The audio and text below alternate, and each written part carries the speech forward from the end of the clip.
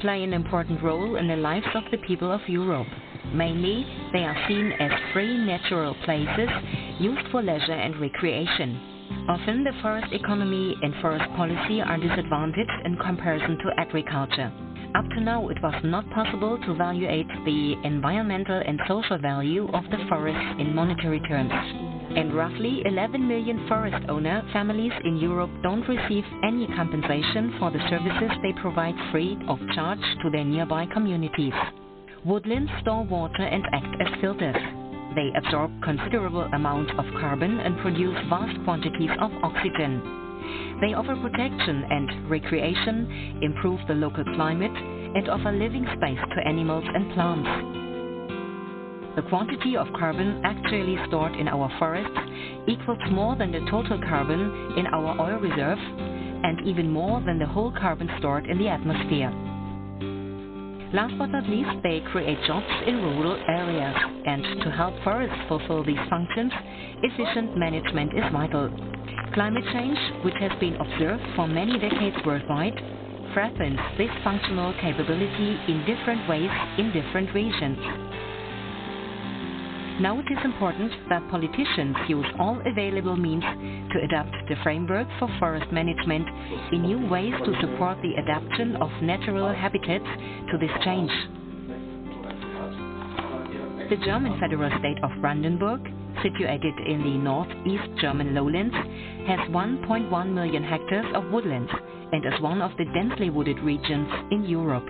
FUTUREforest has been set up by Brandenburg's Ministry for Rural Development to develop adaptation strategies for different forest communities and climatic zones, in cooperation with 6 different regions. In Kurin, the heartland of Brandenburg silviculture, experts from Auvergne, Bulgaria, Catalonia, Latvia, East Slovakia and Wales gathered in April 2009 with their Brandenburg colleagues to examine best practice forest management techniques.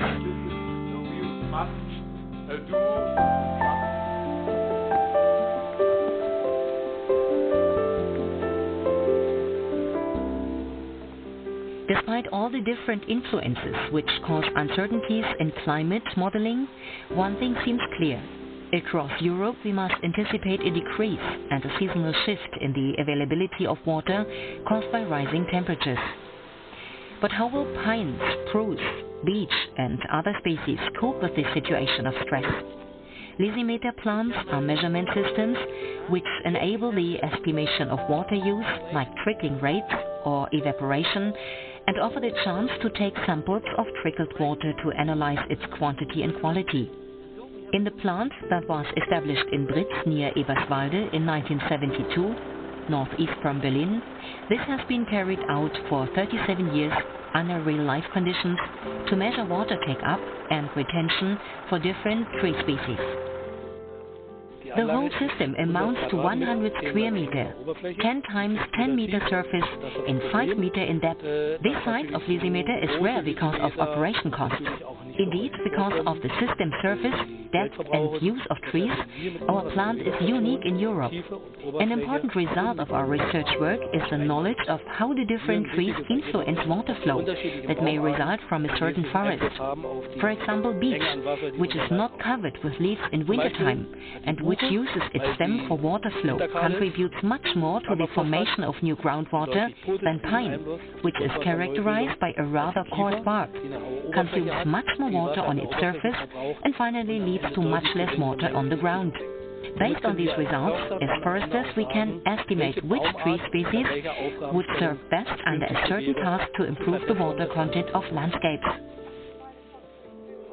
It's very important that we can use the information and the conclusions concerning the relations between climate changes, including different types of climates, observed by them, and the growth of the trees. In Bulgaria, we also have similar activities and experiences supported by the Bulgarian Swiss Forestry Program, but I'm not quite sure that we have correct so big, let's say, information database as our German colleagues.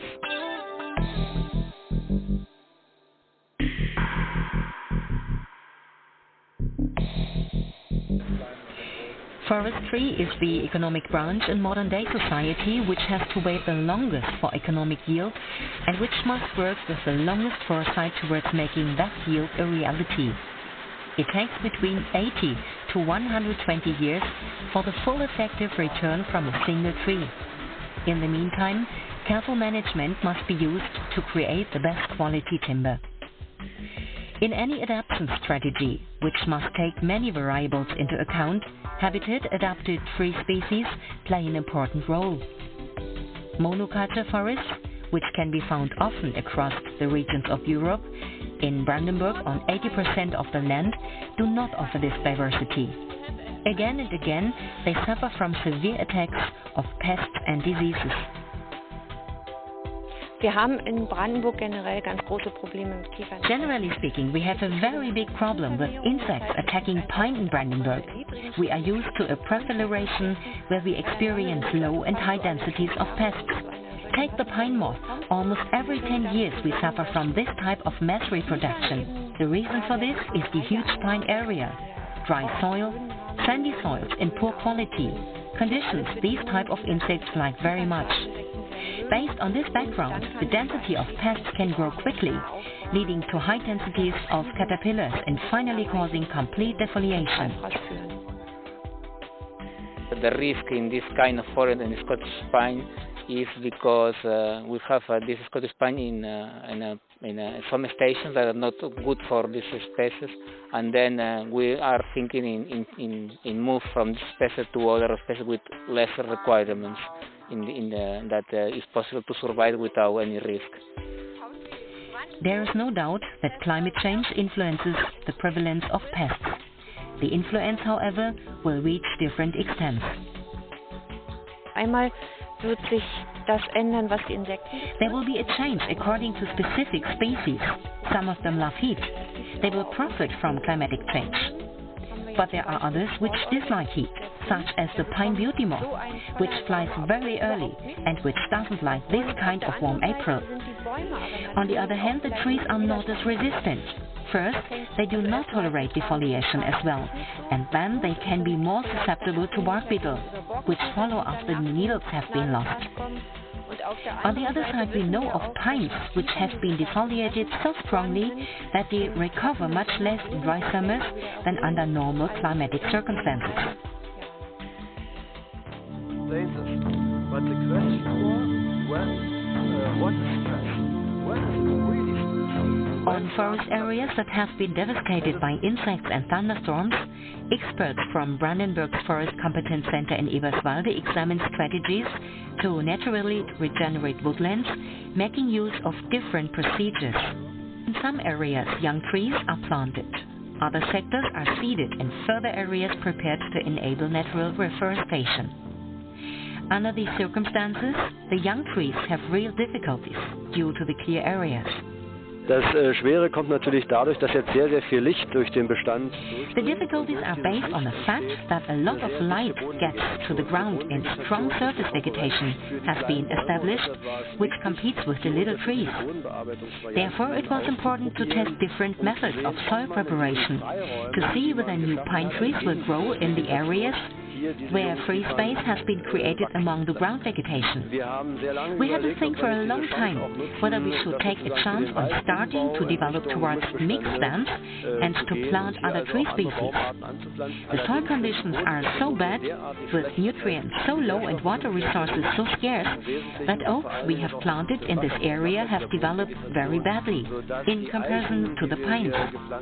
Pine wins over oak, and still it is the right species for this habitat. Und sie ist auch die richtige Baumart auf diesem Standort. Costs must be taken into account at all times. For many private forest owners, a proactive adaptation usually cannot be made to pay. Das Problem des privaten The problem Waldbesitzers of the private forest owner is firstly that he is not able to print money like the state does. He has to keep house with what he has. It is natural for this way of working to spend money only if you know definitively that there will be a return and investment will only be made if money is available.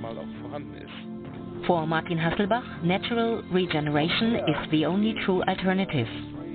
Das ist zumindest mal eine der wichtigsten Optionen. This is one of the most important options because in Middle Europe forests tend to regenerate naturally, even with the tendency to generate quality timber if one cares for silvicultural means. This of course is an investment, either as natural regeneration will occur in the year after the next year or even 1 year later if it doesn't take place this time. You are not fixed to a certain time if you have to regenerate a certain stand. Yeah, I think the situation with the natural regeneration can be seen around is quite comparable what we have in Latvia in the similar forest types working with Scots pine, and the replanting not was just a kind of unknown material, but replanting with the seed orchard material, so improved material which would give better quality. The next stand was a better yield and better quality. So from the climate perspective also sequestrating more CO2 from the atmosphere, so taking it from the air to the wood and giving a high yielding stand and good quality stand.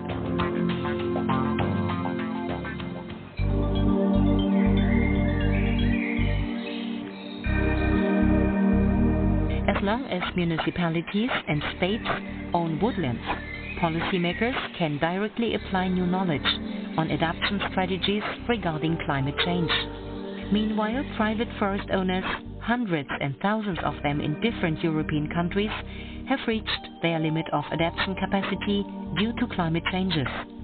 Their possibility to influence restructuring of forests differs considerably from those of state-based forest administrations. The Brandenburg Ministry of Rural Development takes the responsibility to be on the side of private forest owners by information, advice and support, says Birgit Kort, responsible for forest policy in the ministry.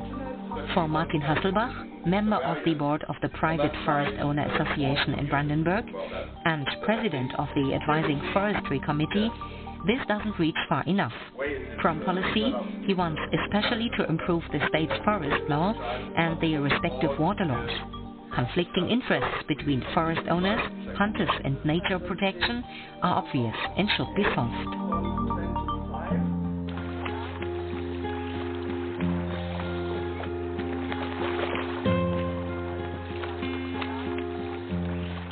The classic conflict in the forest. The beaver, a recently renaturalized woodland inhabitant with own abilities in water management, causes excitement to conservationists and considerable concern to forest owners. In respect to climate change, the beaver is beneficial in many aspects, for example, backing of waters and so on, as a result of its stems. As a result, many plants and animals are favored, for example, like deadwood and certain beetle species. But the disadvantages must not be neglected. Big problems, however, can be caused by the beaver's water dams. In flooded forest areas, trees may die, agricultural lands get wet, aggravating work and hindering plant growth. Every forest owner and farmer who suffers damage by the beaver would feel it only justified to be compensated. But there is no hope for the moment that this might happen. The beaver is a strongly protected species. It has a natural impact, and so no one is responsible for any of its damage. In my opinion, this is not right. To work for nature conservation, one must gain acceptance for a certain animal, and this will not be created if people suffer from damage by this species and are not helped by public authorities. It was really a good place to show me that together we have the same problem in France and also in Germany and also in other countries. Here I learned so much that forester wants to keep our benefits on forest, and also naturalists wants to keep biodiversity. But today we haven't got the choice. We have to manage these 2 points between in good health. There isn't any good solution.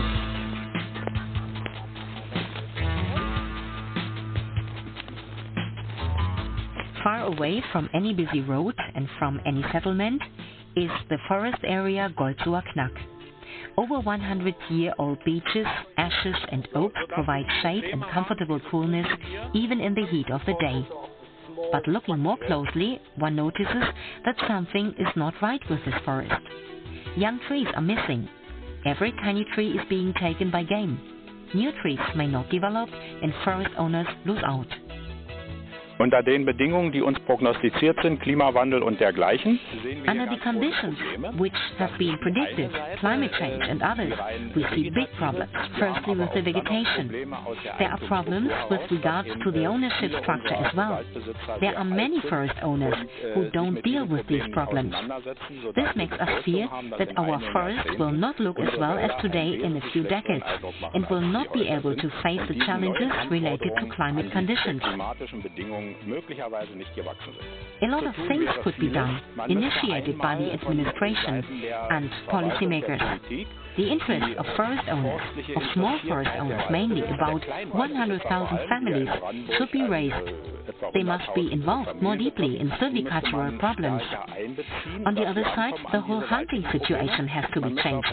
A better game management is needed. We must get a lower number of game, which cause us a lot of trouble at the moment. This management should be adjusted much better between forestry and hunting. Finally, this may only be done by the State Forestry Administration. Das kann letzten Endes nur eine Landesverwaltung tun.